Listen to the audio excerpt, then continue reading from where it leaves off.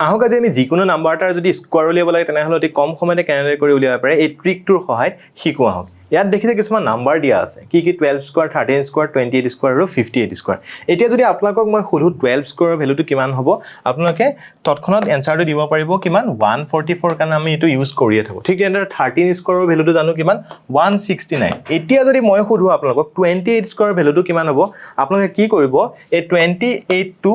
দুবাৰ মাল্টিপ্লাই কৰিব আৰু ইয়াৰ এনসাৰ উলিয়াব ট্ৰাই কৰিব কিন্তু এইবিলাকে পৰীক্ষাত বহুত টাইম ওয়েষ্ট কৰে আজি আমি তাৰ কাৰণে শৰ্ট ট্ৰিক শিকিম কি কৰিম আমি এই নাম্বাৰটোৰ